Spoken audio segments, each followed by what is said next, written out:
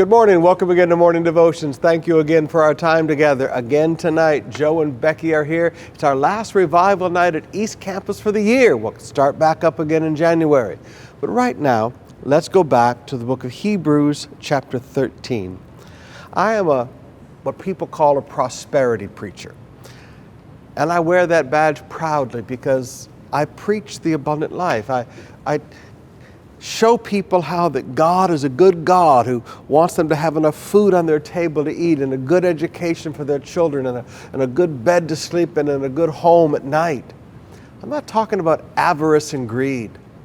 Now, sometimes among the prosperity preachers, they've moved away from teaching biblical prosperity and biblical economics into teaching human greed and human avarice. Listen to what Paul says. Keep your lives free from the love of money. Now that's a decision. The love of money is the root of all evil. We have to keep our lives free from the love of money. And be content with what you have, because God has said, never will I leave you, never will I forsake you. So we say with confidence, the Lord is my helper. I will not be afraid. What can man do to me? Now this is very important, that as we learn prosperity, we don't allow the love of money to come into our hearts. As we learn prosperity, we learn contentment. We're not always grabbing for more. Prosperity preaching must never teach discontentment about the blessings of God. Prosperity, true prosperity preaching. Yes, we prosper. Yes, we're blessed. Yes, God will bless the work of our hands. Yes, yes, yes.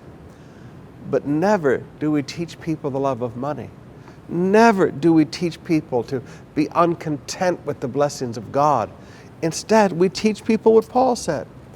We don't love money, and we're not discontented with what God has given us. Why? Because we know that God is with us. You see, you teach true prosperity teaching teaches people that God is with you. Did you hear what I just said? True prosperity teaching teaches us that God is with us. We can be content with what we have because we know that the provider is with us. We don't need to love money because we know that the provider is with us. If you can get a hold of this, you can have a good life and God will bless you.